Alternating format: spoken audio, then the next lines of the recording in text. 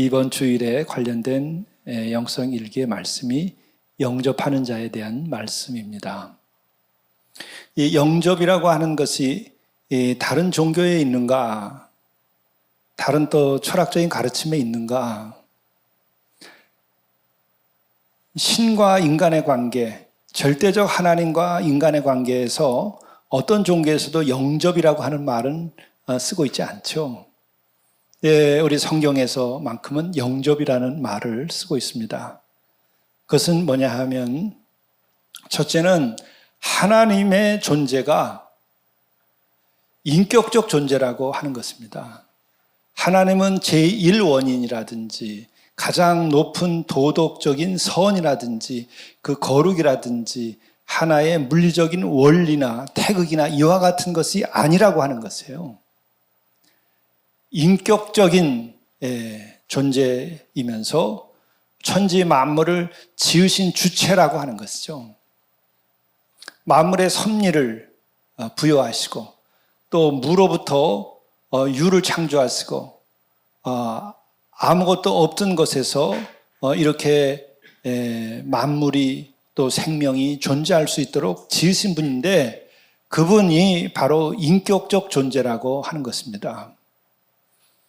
그 인격적 실체이기 때문에 그의 형상대로 닮은 우리들의 인간이 그분과 만나고 그분과 함께 삶을 살아가는 것이 기독교 신앙의 본질이고 또 과정입니다.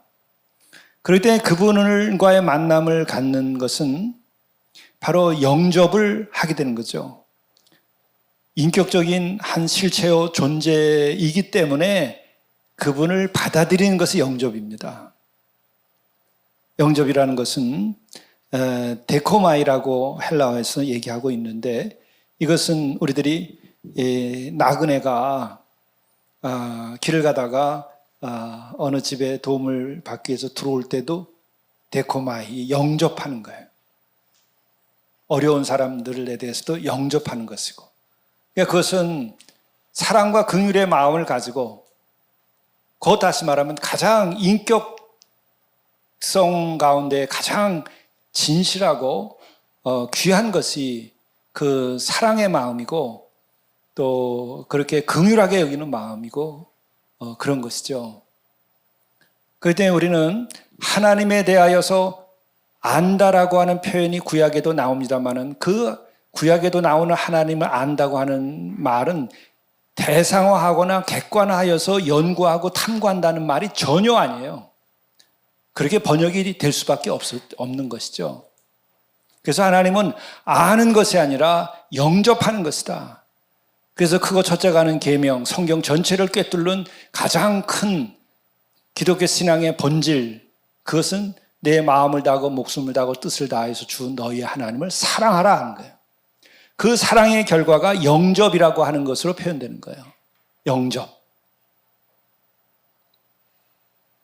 그리고 또한 그렇게 영접을 하면은 어떤 진리를 깨닫느냐 하는 그 깨달음에 머무는 것이 아니고, 그 영접을 하는 순간에 그분이 내 안에 들어와서 역사하기 시작한다는 거예요.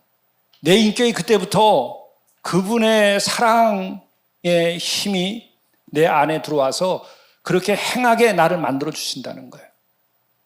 주가 내 안에 함께 해 주신다. 또 삼위 하나님의 관점에서 보게 되면 성령께서도 내 안에 들어오셔서 나를 그렇게 인도해 주시는데, 이제는 내가 일일이 알아서 내가 일일이 하나하나 변화가 돼가지고서 사랑을 행한다든지 거룩한 마음을 갖는다든지 긍휼한 마음을 갖는다는 게 아니라, 그냥 그 순간부터 나의 큰 변화를 내가 경험하는 거예요. 또 다른 인격이 내 안에 들어와서 나를 감동과 감화를 시키고 나를 이끌어주기 때문에 그러는 거예요. 그래서 우리는 그 말씀을 묻고 읽고 성화하는 과정이 필요합니다. 거기에서는 우리들이 수련도 합니다. 그러나 다른 종교에서 하는 것처럼 수련을 통해서 내 자신이 어떤 새로운 인격에 이르는 것이 아니고, 영접함으로써 그분의 인격이 내 안에 들어와서 나를 변화시키고 그것을 더 강화하고 성취시키는 과정이 기독교의 수련의 과정인 것이에요. 기독교의 영성 훈련이 그거예요. 그래서 우리는 이제는 내가 사는 것이 아니요 이제는 주가 내 안에서 사시는 것이다. 그런 고백을 하게 되는 거예요. 여러분들이 그런 고백을 하게 된다고 한다면 여러분은 영접하신 거예요. 여러분 참 신앙에 이르신 거예요. 이런 경우들이 있어요. 우리들이 그냥 농담을 삼아서 그런데 교인 뭐 이런 얘기를 하죠. 나는 성경을 많이 통독을 했습니다. 신학책을 많이 읽었습니다. 나는 많이 압니다. 그런데 저는 믿음이 좀 없는 것 같아요. 겸손해서 하는 얘기 아닙니다, 여러분. 내가 그렇게 겸손하다고 생각해서 그렇게 말을 내가 한다 하더라도 그것은 겸손이 아니라 그의 실체예요. 영접을 해서 내 안에 주님이 계시면 그런 말이 안 나와요. 아유, 저는 부족한데 인도해 주셔서 그렇죠. 인도해 주시니까 내가 믿음 생활을 하는 겁니다. 이렇게 하지. 나는 많이 알고 많이 읽었는데 그렇습니다. 그런데 저는 믿음이 없는 것 같습니다. 그러면 그게 사실이에요. 체험을 해보면 틀림없습니다. 겸손의 표현이 그렇게 나오질 않아요. 또 나는 봉사하고 어려운 사람 많이 돕고 나는 11조를 하고 교회를 교회에 많은 것을 바쳤습니다. 그런데 저는 믿음이 없는 것 같아요. 저는 늘 믿음이 부족한 것 같아가지고 늘 안타까움이 있습니다. 행함은 많았는데 안타깝게도 영접이 안 돼서 그런 거예요. 영접이 안 돼서 그런 거예요. 저는 교회를 오래 다녔습니다. 우린 3대, 4대째 집안입니다. 5대째 집안입니다. 모태신앙입니다. 그런데 저는 진짜 믿음이 그렇게 있는 것 같지 않습니다. 영접되지 않아서 그래요. 연수는 많아요. 그건 무시하는 건 아니에요. 연수 많이 된 신앙인들이 갖고 있는 장점과 좋은 점이 있어요. 그러나 거기에도 영접되지 않으면 내 마음의 진정한 기쁨과 그 은혜의 충만함과 그 행복감과 그 감사함과 어떤 능력이 나에게 없어요. 늘 불안해요. 늘 흔들려요. 늘 아쉬움이 있어요. 그건 뭐냐? 영접되지 않았기 때문에. 내가 영접을 진정으로 아직 하지 못했기 때문에 그러는 거예요. 또 저는 전도도 많이 했습니다. 나 때문에 교인들도 많이 늘었습니다. 그런데 그분들이 저보다 믿음이 더 좋은 것 같아요. 저는 참 부족한 것 같아요. 내가 진정으로 영접했는가. 전도 훈련을 받아가지고 그것은 잘 했어요. 요즘엔 전도 폭발 훈련이라는 것도 아직도 잘 하고 있는데 그렇게 해서 전도를 잘 했어요. 그래서 그들이 주님을 영접해서 교회에 나와가지고 믿음의 생활을 잘하고 굉장히 컸어요. 근데 나는 그들과 이렇게 비교해 볼 때 나는 믿음이 없는 것 같아요. 왜? 내가 도구가 돼서 내가 전도한 사람은 주님을 영접하였지만은 나는 영접되지 않았기 때문에 그런 거예요. 그러면 믿음이 계속 이 기복이 심해요. 그것은 뭘 말하느냐? 내 안에 영접함으로써 생기는 그 충만함이 없기 때문에 결핍 상태를 계속 겪는 거예요. 여러분, 우리의 일상에서도 마찬가지입니다. 그 가정에 이렇게 보게 되면 부요해요. 부족한 것이 아무것도 없어요. 그런데도 그 가정 분위기가 빡빡하고 가정 분위기가 여유가 없고 가정 분위기가 굉장히 율법적이에요. 편안하지가 않아요. 그건 뭐예요? 가장 기본은 부부간의 깊은 사랑이 부족하기 때문에 그러는 거예요. 그건 뭘 말하냐? 서로 영접하지 않아서 그래요. 남편이 아내가 남편을 진정으로 영접하여서 너는 내 사람이고 나는 내 사람이다라고 하는 그 영접함이 있으면 없어도 충만해요. 결핍 속에 살지 않습니다. 재정적으로, 경제적으로, 여러 가지로 결핍이 있을 수 있어요. 그럼에도 불구하고 그 가정의 분위기에서는 충만함이 있어요. 왜? 부부가 서로 사랑하여서 영접되었기 때문에 그래요.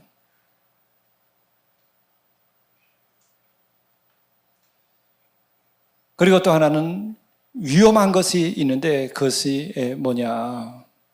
많은 지식을 가지고 공부한 사람들은 늘 훈련되기를 객관화시키고 비판하는 것이 아주 몸에 뱄어요. 그래야 성공하고 그래야 점수 따고 그래야 훌륭하게 되니까. 그리고 하는 업이 그래요. 기자라든지 이런 직업을 가진 분들은 계속 비판해야 돼요. 학자라든지 계속 비판해야 돼요. 또 분석하는 사람들 계속 분석하는 것이 그의 일이에요. 그렇게 하다 보면 어떻게 되느냐? 서로 간에 인격적인 교제를 하는데 장애를 겪어요. 나의 습관이 객관화하고 비판하고 이렇게 물러서고 이렇게 해버리니까. 그것은 뭐냐? 하나님을 연구하는 차원과 같은 거예요. 하나님은 영접되어야 되는 거예요. 주님을 알려면 주님을 영접해야 되는 거예요. 왜? 그분은 근본이 뭐죠? 다 알 수 없는 존재이면서 인격적 존재이면서 사랑의 존재이기 때문에 뿐만 아니라 그분이 만든 우리 자신은 하나님의 형상대로 지음받아서 영적이며 인격적 존재이기 때문에 그런 영접을 통해서 서로가 소통하고 만나는 거예요. 지식으로 다 알 수 없어요. 인격적 세계를 지식으로 다 알 수 없어요. 그렇기 때문에 우리는 하나님은 알면 알수록 연구할수록 분석하면 분석할수록 알 수 없다에 이르는 거예요. 그러나 사랑하면 사랑할수록 우리는 그분과의 깊은 만남과 교제가 생기고 그와 같은 과정을 영접함으로써 그것이 이루어지는 거예요. 길을 잘못 들으면 교회 생활 오래 했는데도 충만함이 없어. 성령의 역사하심이라든지 예수 그리스도께서 내 안에 계셔가지고 내 삶을 풍족하게 하고 나를 변화시키고 또 어려울 때는 그것을 이겨나가게 하고 나를 괴롭히고 힘든 일이 있어도 사랑으로 그것을 넘어가게 하고 하는 그 힘이 영접했을 때 우리에게 나타나는 거예요. 그래서 어떤 면에서는요, 공부를 더 많이 하는 목사나 공부를 더 많이 한 신학자들이 더 믿음이 없을 수가 있어요. 너무나 많이 하는데 그것 때문에 거리가 생겼어. 하나님과 거리가 생겼어. 부부간에도 마찬가지입니다. 그렇게 분석하는 일만 하는 사람들끼리 서로 살면 영접이 안 돼요, 서로. 그걸 극복해야 돼요, 스스로가 알고. 그래서 힘들어요. 이성적이고 논리적이고 좋죠. 그러나 이성과 논리를 넘어선 깊은 사랑의 교제나 인격적 교제가 이루어지지 않으면 인간은 결핍 속에서 힘들게 지내게 돼 있어요. 왜? 인간은 영적 존재고 인격적 존재이기 때문에. 원리나 규범보다 인격이 더 소중한 거예요. 더 높은 것입니다. 하나님이 진짜 하나님 되면 인격적 존재이기 때문에 정말 훌륭하신 거예요. 물리학이 우리를 구원하지 않아요. 사랑이 우리를 구원하는 거예요. 또 구원 자체가 사랑의 극적인 그런 행위인 거예요.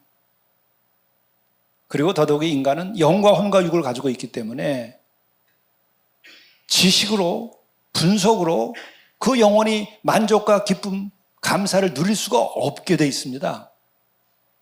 질적으로 우리는 물리에 속하는 것이 아니라 영에 속하기 때문에 물리적인 분석이나 과학적인 분석이나 아니면 요즘에 뇌과학에서 얘기하고 있는 그 뇌의 현상을 가지고 우리의 인생과 내 삶을 다 만족시킬 수 없어요.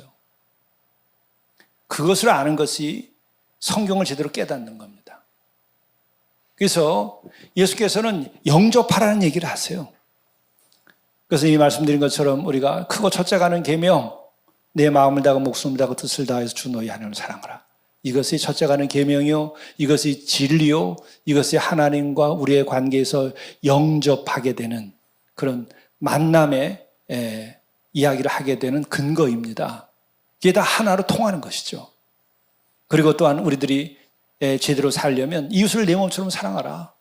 내 자식도 내 이웃이고, 그렇죠. 모든 인간을 두고 하는 거예요. 내 아내도 내 남편도 나의 이웃이에요. 근데 그것은 뭐예요? 하나님을 영접하고 주님을 영접하고 성령님을 영접하여서 내가 그 영접의 기쁨 가운데 있을 때에는 이웃을 사랑할 수 있게 돼요. 큰 것을 얻었기 때문에 작은 것은 쉬운 거예요.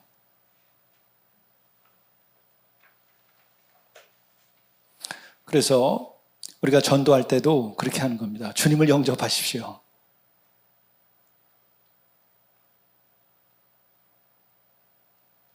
무슨 그 지식을 가르치지 않아요.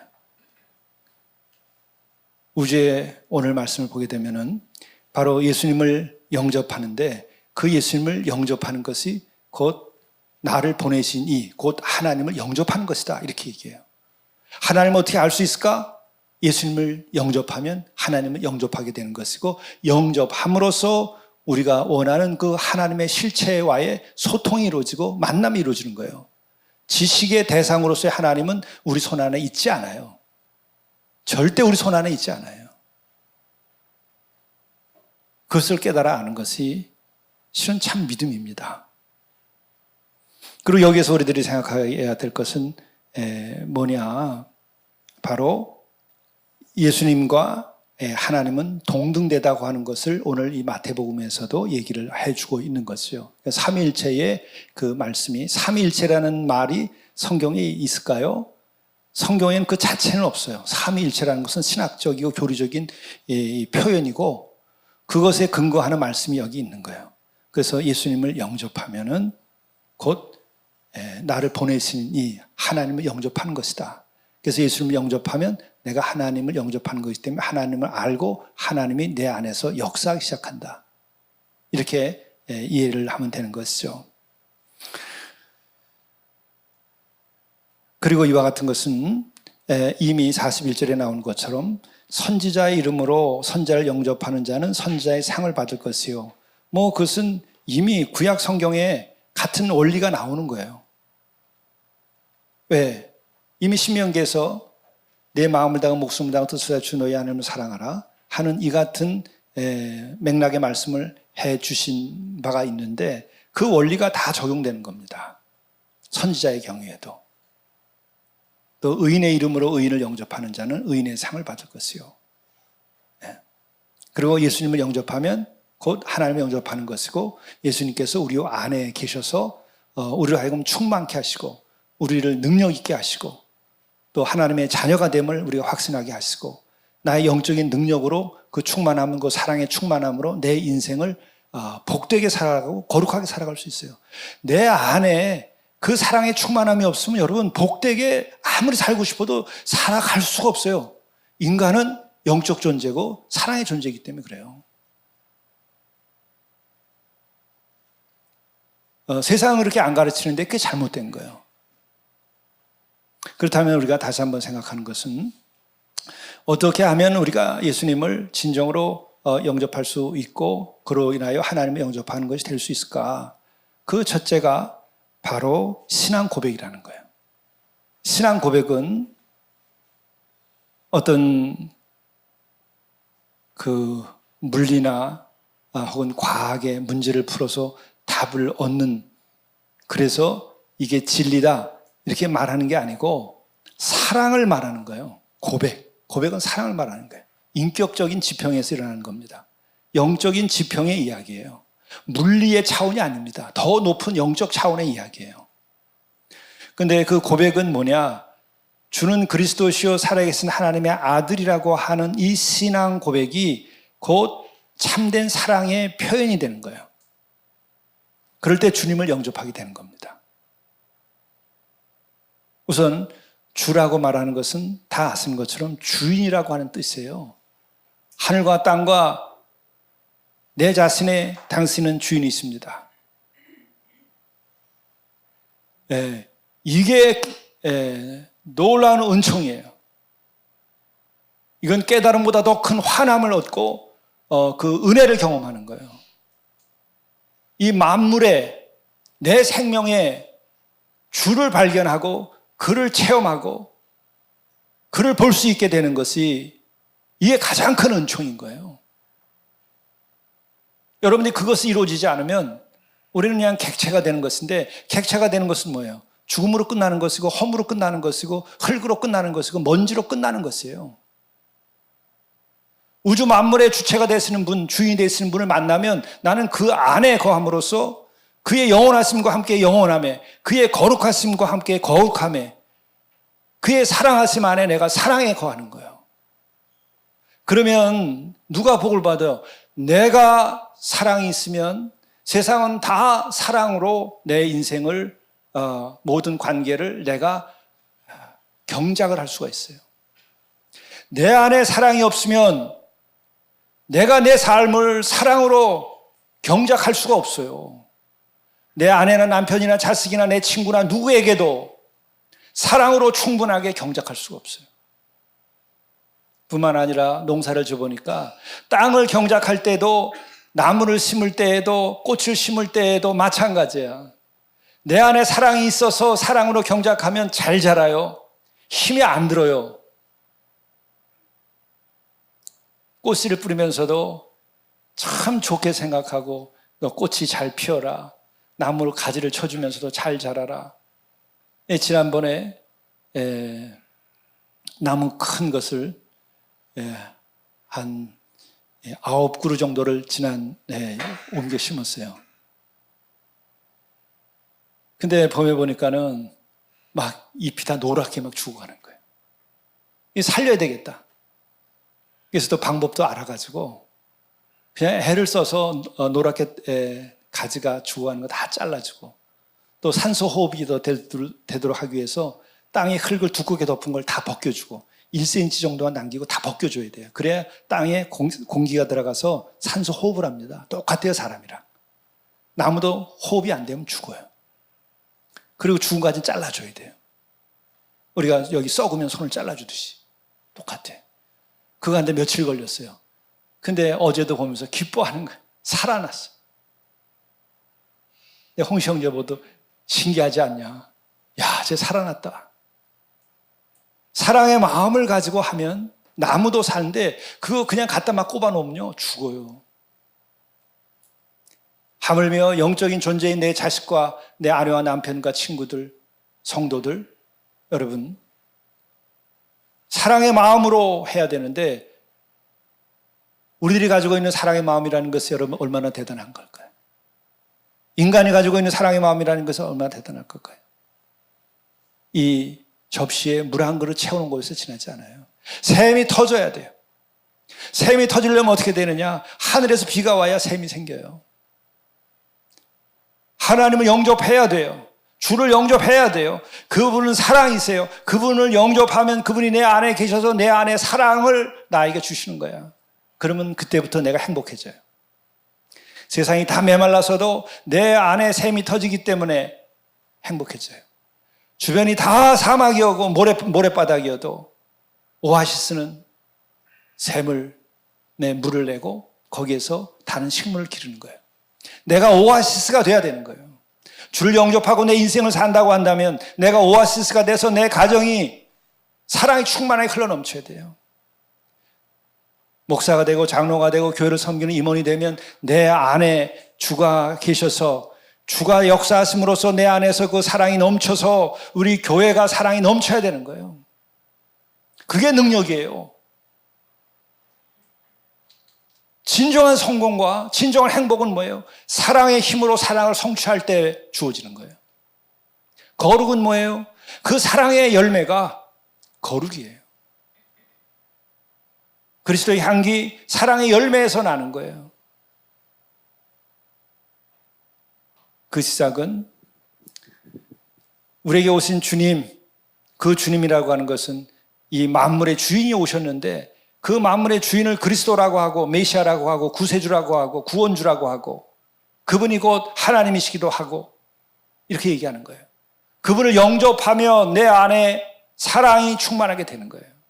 그의 인격이 내 안에 들어오는 거예요. 그 인격이 뭐예요? 하나님은 사랑이시라. 이게 기독교 신앙이에요. 우리가 이렇게 나가면 온전한 사랑을 이룹니다. 온전한 행복을 이룹니다. 온전한 거룩함을 이룹니다. 온전한 교회를 일으켜요. 거룩한 가정을 일으켜요. 이 세상을 하나님 나라로 만드는 힘이 여기서 나오는 거예요. 다른 방법? 여러분, 이것을 빼놓고 무엇을 하더라도 이루어지지 않아요. 그러나 이것만 있으면 아무것도 없어도 이루어져요. 그래서 주님을 영접해야 돼요. 그리고 이 고백 위에서 우리가 좀 더 노력을 하자고 한다면 말씀대로, 성경의 말씀대로 우리가 남을 보다 나았게 여기라고 그래요. 겸손하라고 하는 말이에요. 어떻게 하면 영접할 수 있을까? 어떻게 하면 주님을 영접할 수 있을까? 어떻게 하면 우리의 이웃을 영접할 수 있고 고아와 과부와 나그네를 영접할 수 있을까? 지킨 적은 자를 어떻게 영접할 수 있을까? 내가 그 주님을 영접한 가운데 더 겸손해지면 영접하게 되고 뿐만 아니라 주님을 영접할 때에도 내가 교만하면 절대로 주님 영접 못해요. 주님을 분석의 대상으로 알고 회의를 하고 또 주님에 대해서 교만한 마음이 있으면요 영접이 안 돼요. 그냥 주님을 아는 거예요. 주님을 이용하는 것에 지나지 않아요. 그 앞에 내가 무릎을 꿇고 내가 엎어져야 돼요. 나는 아무것도 아닙니다. 그럴 때 그분이 내 안에 들어오시는 거예요. 영접하게 되는 거예요. 교만이라고 하는 것은 다시 또한 얘기하면 나를 근거로 하면서 내 성을 쌓음으로써 문을 닫아버리는 것을 교만이라고도 말할 수 있어요. 인격적 관계에서는. 교만한 문을 닫아요. 다른 사람을 다 받아들이지 않습니다. 교만한 아내, 여러분 그 남편 그 마음에 들어갈 자리 없어요. 교만한 남편 그 안에 들어갈 아내가 없어요. 교만한 부모 그 안에 자식들이 들어갈 자리가 없어요. 문이 닫혔기 때문에. 교만한 성도들, 교만한 장로 목사, 그러면 성도들이나 어려운 사람들, 그런 사람들이 그 안에 들어갈 자리가 없습니다. 제가 회개하며 때때로 돌이킬 때마다 생각되는 건 그예요. 더 겸손하지 않으면 주가 역사하지 않는다. 더 겸손하지 않으면 교회가 부흥하지 않는다. 나의 능력으로 교회 부흥하는 거 아니에요. 장로의 능력으로 교회 부흥하는 거 아니에요. 성도들의 능력으로 교회 부흥하는 거 아니에요. 성도들이 주를 영접하고 주가 그 안에서 역사하여서 주의 사랑이 흘러넘칠 때만이 교회가 부흥하고 가정이 부흥하고 또한 모든 인간의 관계가 부유한 거예요. 그것밖에 없어요. 그것밖에 없어요. 그리고 또한 영접하지 아니할 때 어떤 일이 벌어지는가, 또 영접한 이들이 어떤 일이 생기는가, 거기에는 그거예요. 회개가 따르면 영접이 일어나요. 삭개오에 대한 얘기를 우리가 너무 잘 알잖아요. 삭개오에 대해서 얘기할 때에 뭐라고 그래요? 누가복음 19장을 보게 되면은 삭개오에 대해서 이렇게 얘기해요. 삭개오라 이름하는 자가 있는데, 삭개오라 이름하는 자가 있으니 세례장이요 또한 부자라. 세례장이라고 얘기하는 것은 그때 너무 많이 해먹은 사람을 얘기하는 거예요. 민족의 반역자의 역할을 하는 거예요.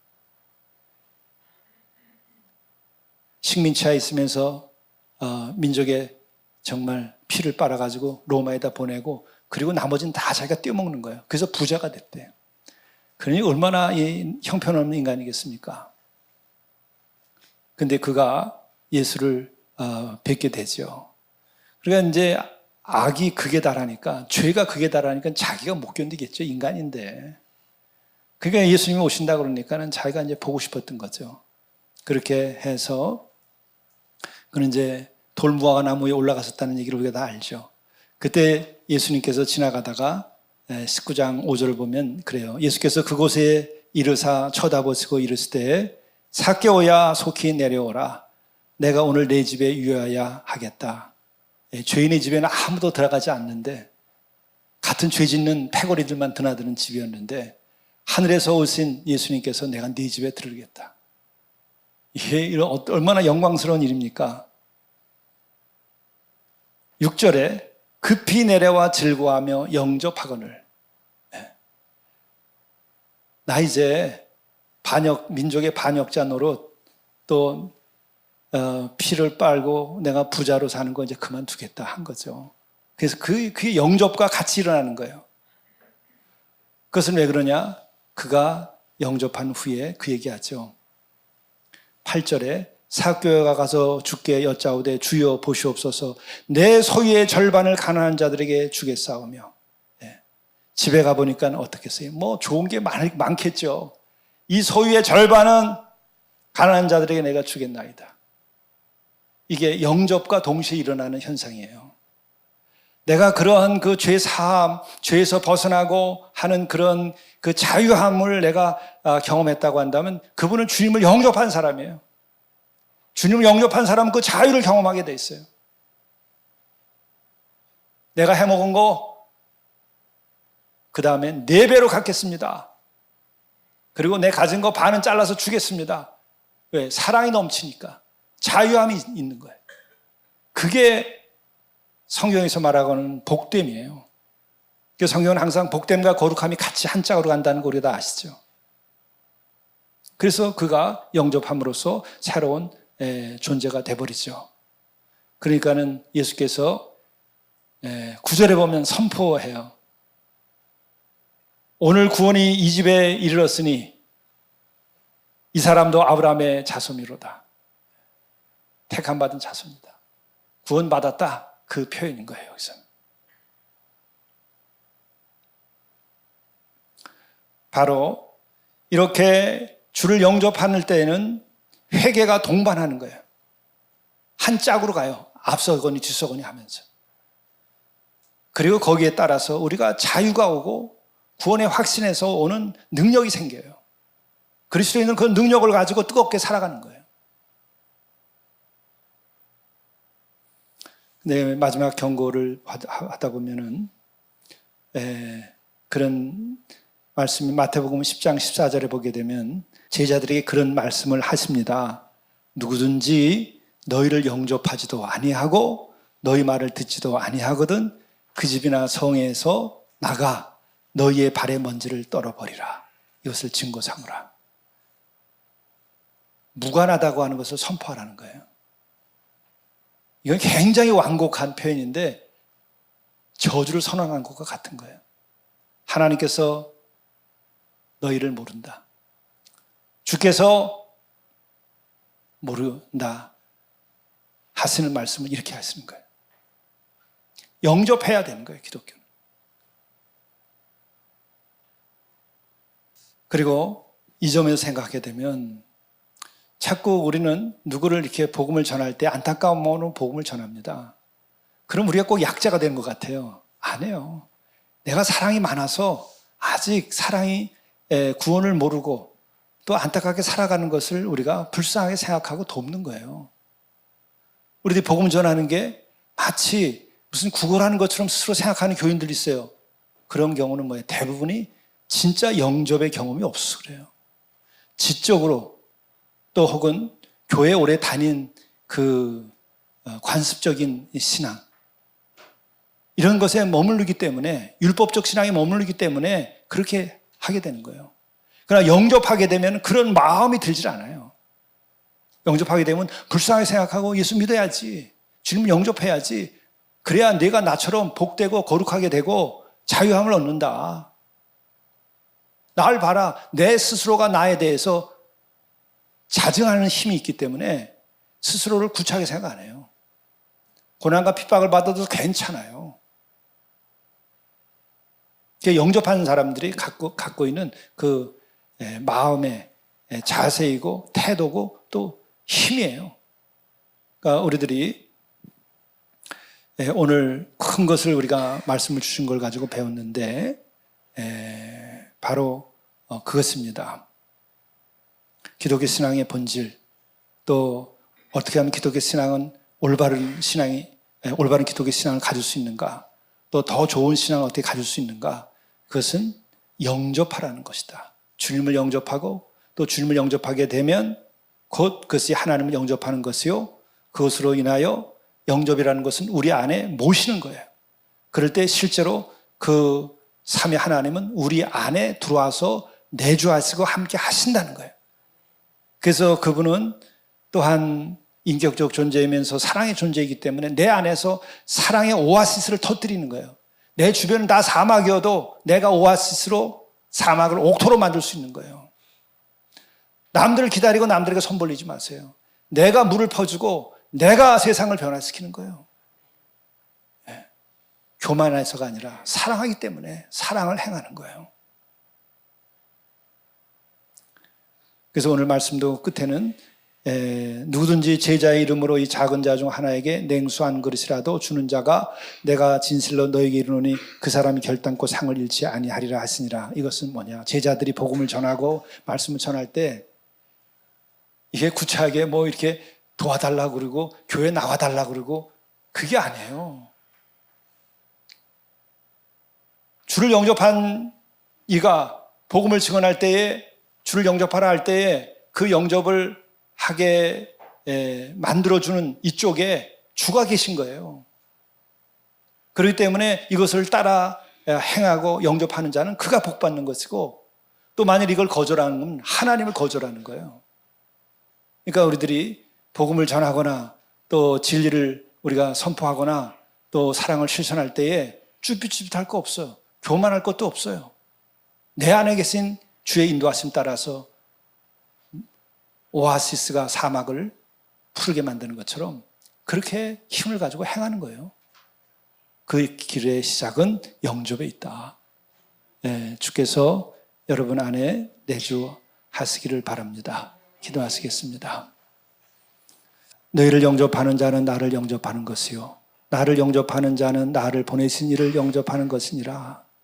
우리가 주를 먼저 영접하게 도와주시고, 그리하여 우리 안에 생명의 샘이, 사랑의 샘이, 거룩함이 넘쳐나게 도와주시고, 또 말씀의 샘이 터져서 그 진리를 증언할 수 있게 인도하여 주옵소서.